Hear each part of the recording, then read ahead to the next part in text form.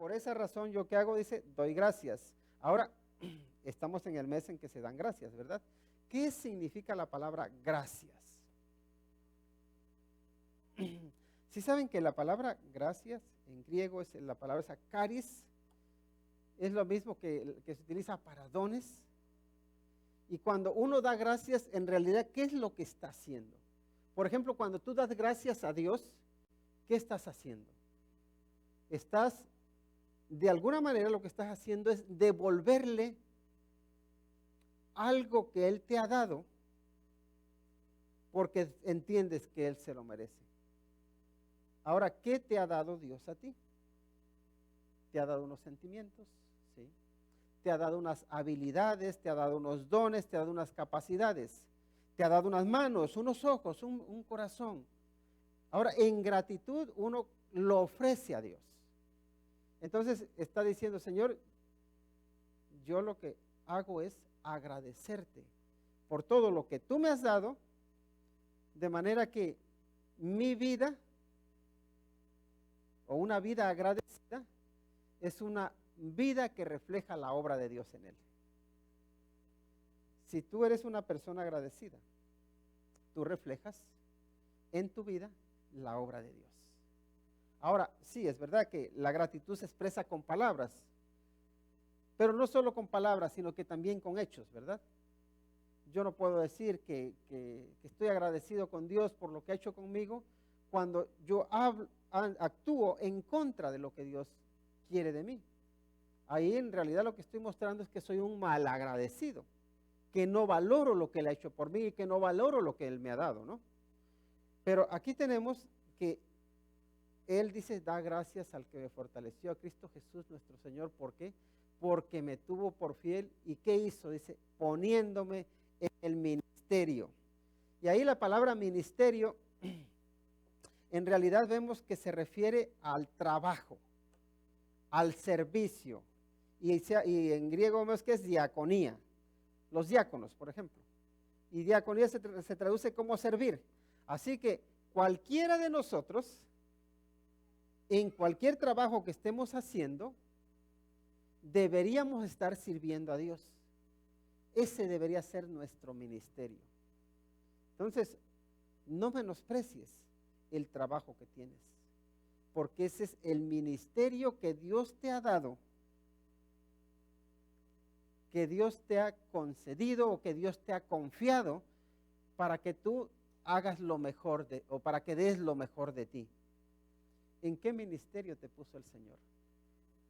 Te puso en el ministerio de hacer comida, en el ministerio de procesar peces, mariscos, en el ministerio de servir en un restaurante, en el ministerio de servir en un hotel, en el ministerio de enseñar, en el ministerio de ser ama de casa, en el ministerio de arreglar coches.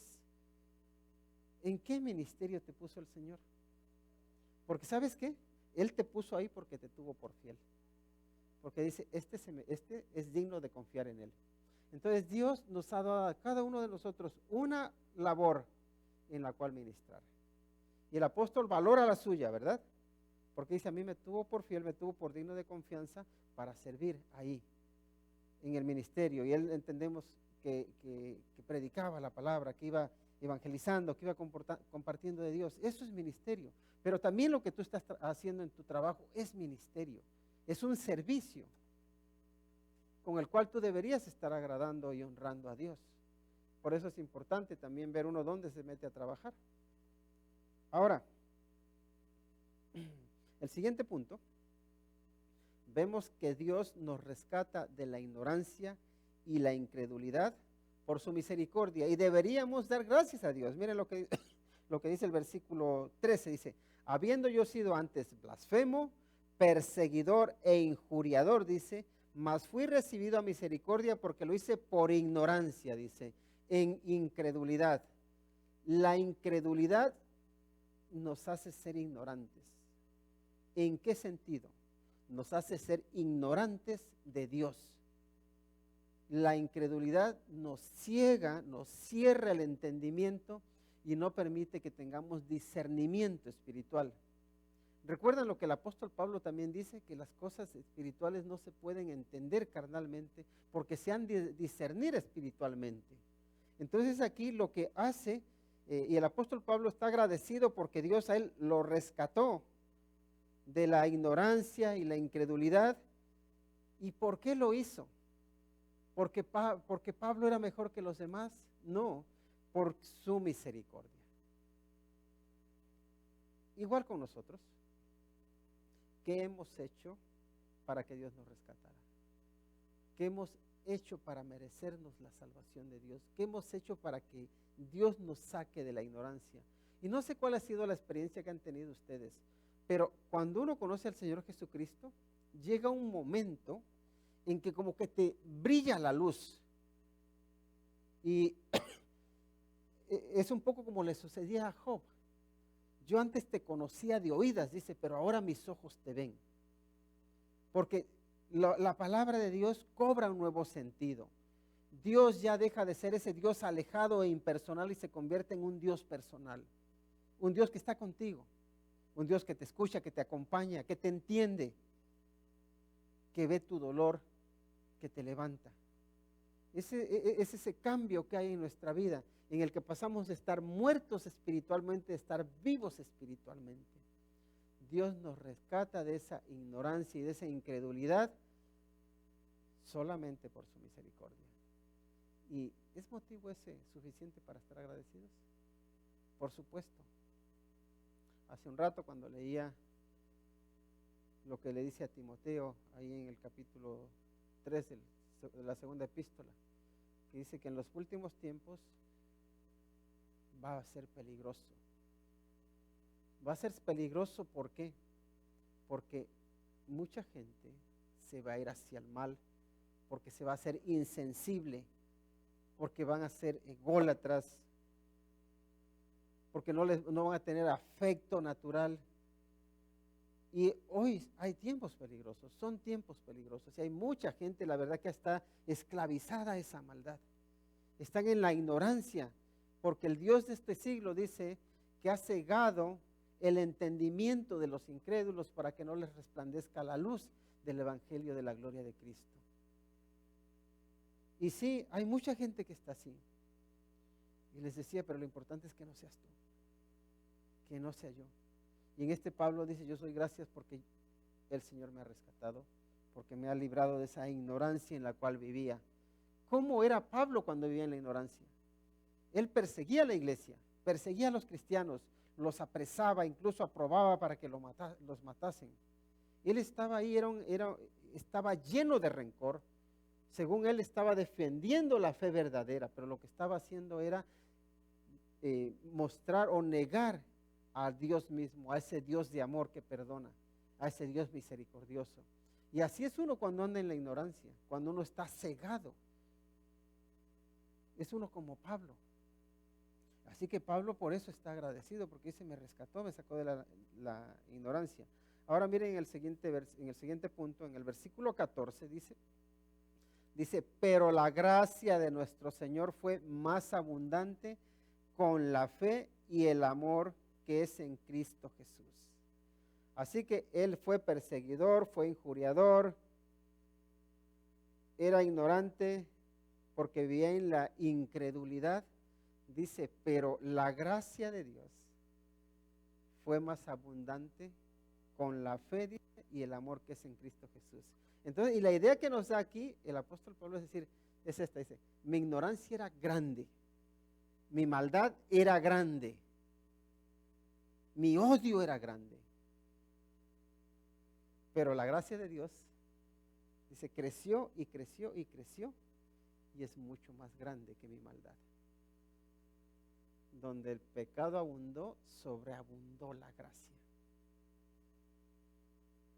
No hay ningún pecado, por muy grande que sea, por muy malo que sea más grande que la gracia de Dios.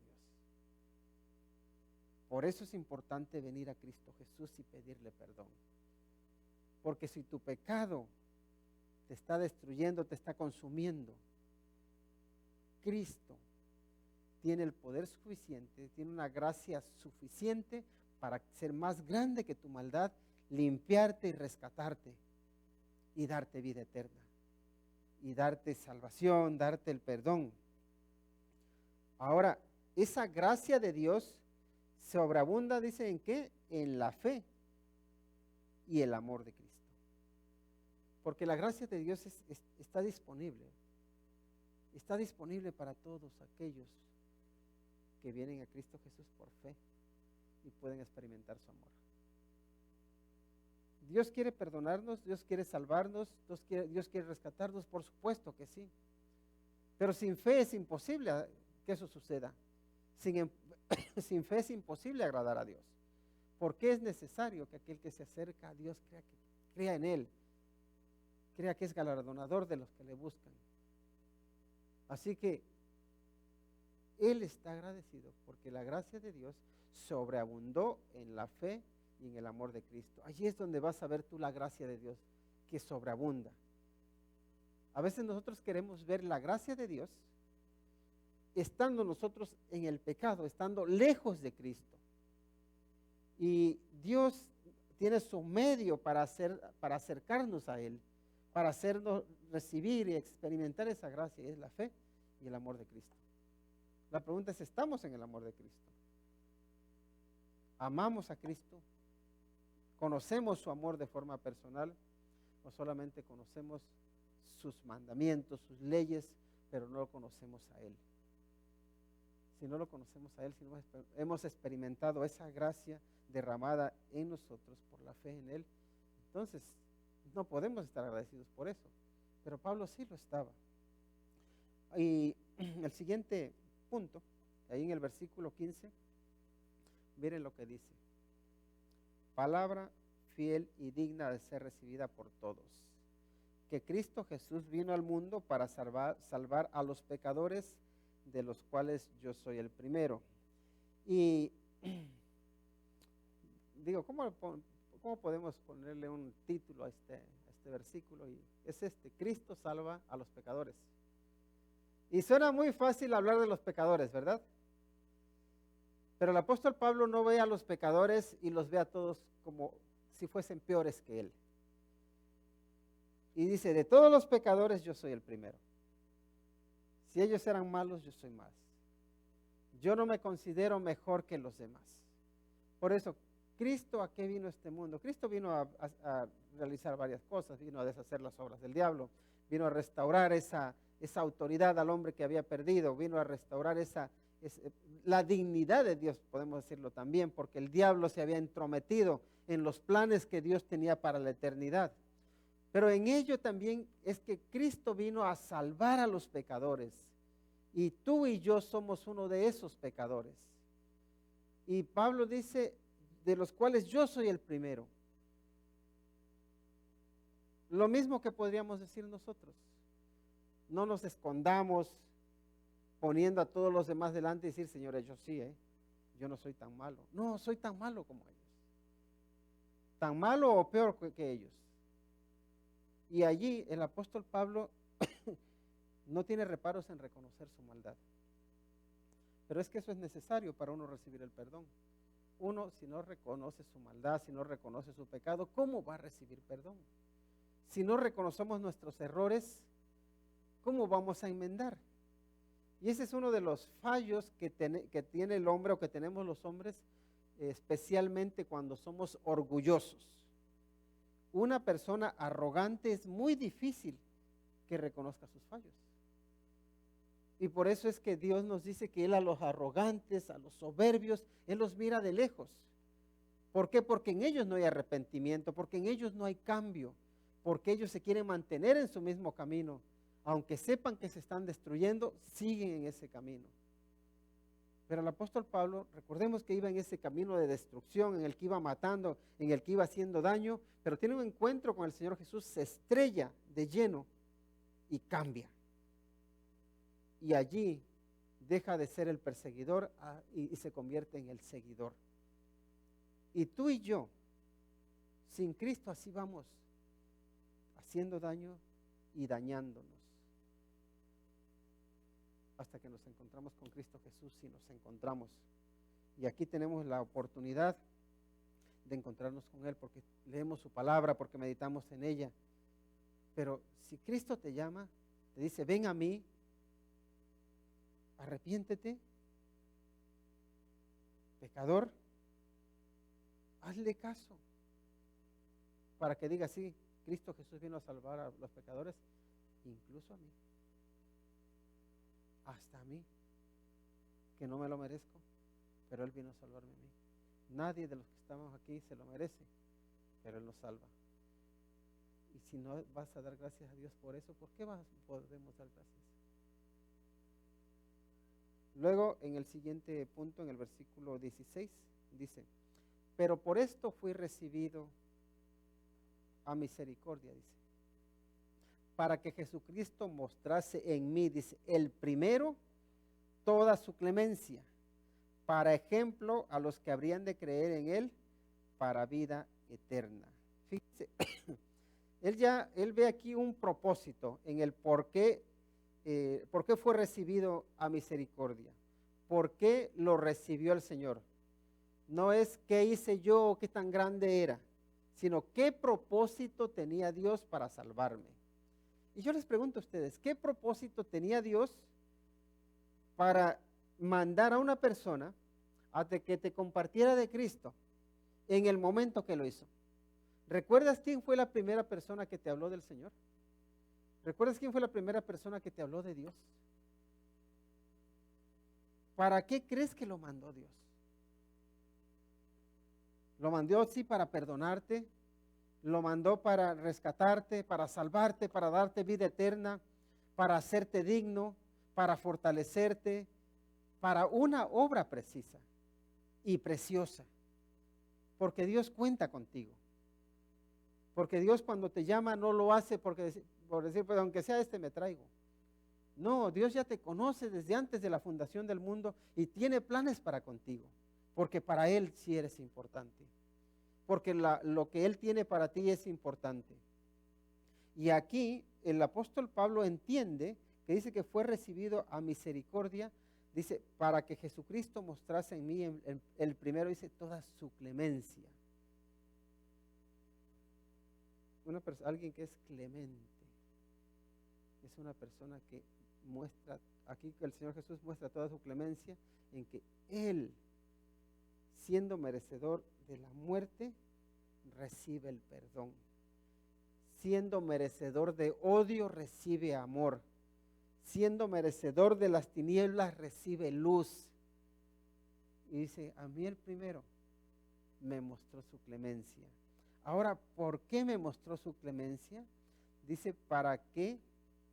Para ejemplo a los que habían de creer en Él, para vida eterna. Y esa palabra, para ejemplo. Cristo muestra su clemencia en mí para que dé ejemplo. Y la palabra ahí, el dar ejemplo, habla de patrones. No sé, ¿quiénes son costureras? ¿Saben coser? A veces cuando uno va a hacer vamos a decir una blusa o una camiseta, normalmente tienen un patrón, ¿verdad? Y ya ahí en base a ese patrón van cortando y ya tienen la forma y es fácil hacerlo. También, por ejemplo, ahora se habla mucho de prototipos, ¿no? En una ocasión fui a visitar a un amigo allá en Minnesota y él trabaja en una empresa donde hacen prototipos para motores de coche, para motores de avión, para cualquier cosa. Y entonces estos los fabrican con impresoras esas en 3D. Y nos mostraba algunos encargos que le hacen empresas como la Boeing o a veces también la Chrysler y todo eso. Dice, mira, esta pieza la necesitan para el engranaje de un coche. Así que dicen, nosotros primero la diseñamos y después le damos a imprimir. Y ya, y la imprimen normalmente en plástico, depende ya del material que utilicen. Dice, entonces ya una vez que la imprimen, dice, mira, esta piececita, ahora después, ya como ya está el patrón, ahora se empieza a hacer en serie. Y el hacer en serie es que todas las demás piezas que van a hacer son igualitas a esa, ¿verdad? Este es el prototipo, este es el patrón. Entonces ese es el ejemplo al cual todos tienen que seguir. Y esto es lo que nos está diciendo aquí el apóstol Pablo. El Señor Jesucristo mostró en mí el primero, toda su clemencia, dice, para utilizarme como un prototipo o como un patrón, como un ejemplo para que todos los demás cristianos se asemejen a mí. Y esa es la misma idea cuando dice ser imitadores de mí como yo de Cristo. ¿Por qué? Porque el patrón inicial a quien tenemos que imitar, a quien nos tenemos que parecer, es al Señor Jesucristo. La pregunta es, ¿dónde tienes al Señor Jesús? Al Señor Jesús empezamos a decir, es que Él es Dios, ¿cómo puedo imitarlo? Pues entonces el Señor dice, aquí te pongo a usted cristiano para que lo imites. Ahora, esa obra tan importante que Dios le ha dado al apóstol Pablo, esa también te la da a ti y me la da a mí. Dice, mira, yo he mostrado a ti el primero de los pecadores, toda mi clemencia, toda mi bondad, todo mi amor, para que tú seas el modelo al que otros cristianos busquen asemejarse, para que haya esa réplica, para que muchos te vean a ti como ejemplo y digan, yo quiero ser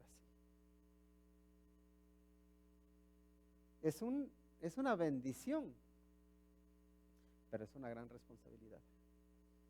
Porque les pregunto, si esta iglesia estuviera llena de cristianos como tú o cristianas como tú, ¿cómo sería esta iglesia? ¿Sería algo parecido al cielo? ¿O sería algo parecido al infierno? ¿Cómo sería esta iglesia si toda la gente se pareciera a ti? ¿Sería una iglesia más santa? ¿O sería una iglesia más chismosa, más hipócrita, más ladrona? ¿Cómo sería esta iglesia si tú fueses el prototipo al cual había que imitar? Si es mejor, pues gloria a Dios, pero si va a ser peor, entonces hay algo que tenemos que corregir, hay algo que tenemos que enmendar, porque Dios mostró su clemencia, sí, para que tú seas ejemplo, para que la gente vea en ti algo digno, alguien digno para imitar. Porque nos guste o no, hemos sido llamados para ser luz. Dios quiere que tú seas luz. ¿Y saben qué? Cuando tú valoras lo que Dios hizo por ti, entonces tú le sirves con un buen corazón. Entonces tú haces lo que a Él le agrada. Entonces tú estás actuando con gratitud. ¿Por qué? Porque estás reflejando su carácter, estás reflejando así los dones que Él te dio, ese carisma. Ahora tú se lo estás presentando a Él. Porque estás presentando tus miembros en sacrificio vivo, santo y agradable a Dios.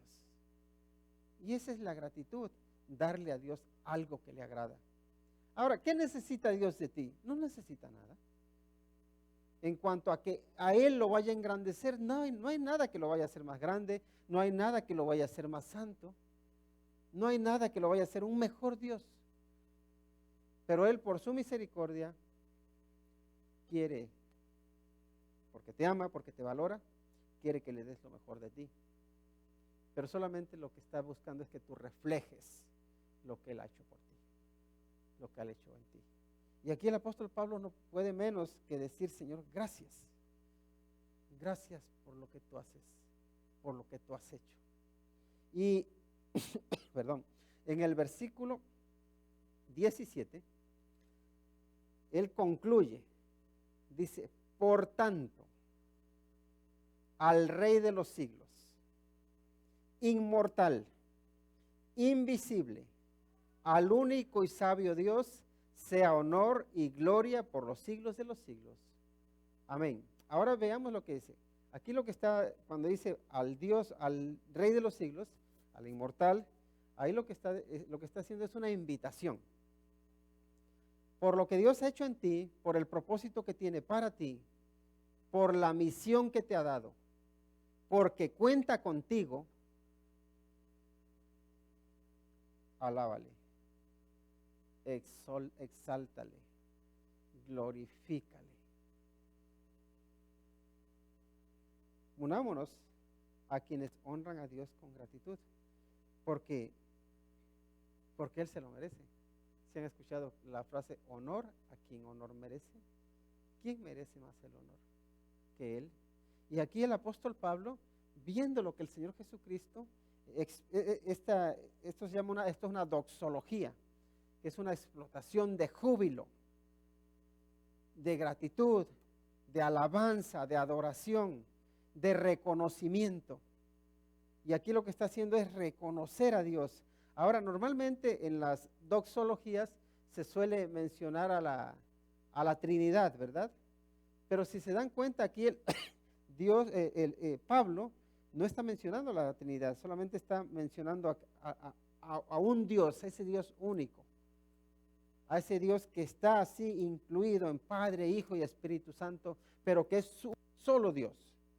Y dice, por lo que Él ha hecho por mí, dice, al Rey de los siglos. Es decir, al que gobierna, al que está en control, al que nada se le escapa, al que es el soberano, a aquel en quien puedes descansar porque nada se va a escapar de su voluntad, en quien puedes confiar cuando estás enfermo y cuando estás sano, porque Él es el Rey, porque Él está en el trono. Cuando tu vida está en peligro, puedes confiar en Él, porque Él es el Rey, porque Él es soberano, porque no hay nada que se escape de su poder. A ese Rey, pero Rey que es el Rey de los siglos, ese Rey eterno, al que tu edad no le sorprende, al que no le sorprende lo que va a pasar dentro de 1000 años o lo que pasó ya hace 1000 años, al que no le sorprende el mañana, al que no le sorprende el futuro. A ese Rey, dice, hay que honrar, hay que adorar. Luego también dice que es inmortal, el que nunca muere, que la muerte no tiene poder sobre él, que el tiempo no tiene poder sobre él, porque Él habita en la eternidad. Aquel que es invisible, pero que está presente en todo lugar, que tú no lo ves con tus ojos, pero que no obstante Él se manifiesta y lo puedes ver por la fe. Ese Dios invisible, dice, ese que es único y sabio Dios.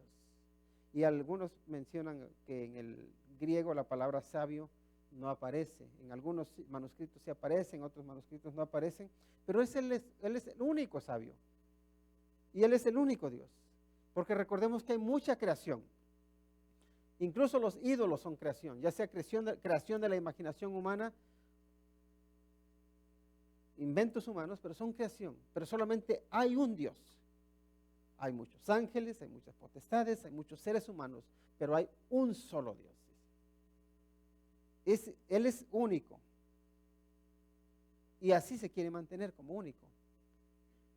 No quiere compartir su gloria con otros dioses falsos. Pues a ese único Dios, ese Dios que es sabio porque sabe lo que está haciendo contigo y sabe lo que está haciendo conmigo. ¿Hay alguien que sepa mejor lo que tú necesitas que Dios? No hay nadie. De hecho, ni siquiera tú sabes lo que necesitas mejor que Dios. Por eso es importante confiar en Él, incluso cuando Él no nos da lo que pedimos. Porque Él sabe mejor que yo cuáles son las cosas que realmente necesito, cuáles son para mi bendición y cuáles serán para mi destrucción. Así que a ese Dios que es sabio, que tiene un plan perfecto, que no se equivoca, que no lo sorprende nada, a ese único sabio Dios dice, sea honor, dice, y sea gloria. ¿Y qué es el honor? Una persona que tiene honor es una persona a la que se le exalta, ¿verdad? A la que se le da honra, a la que se le da un lugar especial. Porque dice, Él se merece lo mejor, Él se merece lo mejor de mi corazón, se merece lo mejor de mi vida. ¿Por qué? Por lo que Él ha hecho es digno de honor. Y luego también dice, y gloria. Y la gloria es ese brillo, ¿verdad? No permitas que tus problemas, que tus dudas, que tus enfermedades, que tus conflictos o que tu pecado nublen el brillo de Dios. impidiéndote ver la vida, ver el futuro con esperanza. No dejes que nada se interponga en esa luz, en esa gloria que Dios muestra todos los días, en ese brillo cuando Él se revela, cuando Él se manifiesta. ¿Recuerdan ese pasaje de Números que estuvimos repitiendo la semana pasada cuando decíamos Dios te bendiga, Dios te guarde, Dios tenga de ti misericordia, Dios te llene de paz? Pero está esa frase de que dice que Dios haga resplandecer su rostro sobre ti, que tu rostro emane la luz gloriosa de nuestro Dios. Y una de las formas más claras en que vemos esa luz de Dios brillar en el rostro del ser humano es en un rostro agradecido, en un corazón agradecido, en un corazón que da gracias a Dios por lo que le dio, por lo que le da, por quien es, por quien le hace ser. ¿Y cuándo se acabaría eso? Y aquí dice, no, y no te canses de ello. Al Dios sea honor y gloria, dice, ¿por cuánto? Por los siglos de los siglos. Amén. Porque Dios te ha llamado para vivir una eternidad dándole la gloria. Con un corazón agradecido, con un corazón que refleja que para ti es importante, que el llamado que te ha hecho es importante. Así que esta semana pongamos por práctica la gratitud y pensemos todos los días en algo por lo cual tú puedas dar gracias a Dios. Puedes dar gracias a Dios por la palabra, por su palabra. Puedes dar gracias a Dios por tu familia, por los hermanos, pero también por los problemas, porque son desafíos para que crezcas. Puedes dar gracias a Dios en todo y por todo. De hecho, la Biblia nos dice que esa es la voluntad de Dios para ti, que seamos agradecidos. Así que pidámosle para que nos ayude a tener un corazón agradecido siempre. Vamos a orar. Dios Santo, es un privilegio poder meditar en tu palabra, poder venir ante tu presencia. Y Señor, cuando vemos al apóstol Pablo expresar gratitud porque tú lo rescataste de la ignorancia, porque tú lo rescataste del pecado, porque tú, Señor, lo rescataste de la vanidad. Señor, no podemos menos que sentirnos desafiados a decir, Señor, también yo soy igual, también yo era un pecador. De hecho, soy un pecador. Soy un ser humano que comete muchos errores, que te falla. Pero también, Señor, soy un ser humano que necesita de tu misericordia, que necesita de tu gracia. Y por eso, Padre, nos acercamos a ti para pedirte que tú derrames de tu gracia sobre nosotros.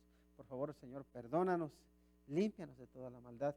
Y, Señor, ayúdanos a que no queramos ser el centro, sino que te dejemos a ti serlo. Señor, no queremos ser ególatras ni egoístas. Queremos adorarte a ti, al único y sabio Dios, que eres verdadero, que eres eterno, que habitas en la santidad. Señor, por favor, mira tú nuestra bajeza, y si en algo te hemos fallado, si hemos pecado contra ti, Señor, por favor, perdónanos. Señor, por favor, límpianos del mal y ayúdanos a glorificarte y a honrarte y a vivir una vida de gratitud. Te lo pedimos en el nombre que es sobre todo nombre, el nombre de Cristo Jesús. Amén. Que el Señor les bendiga.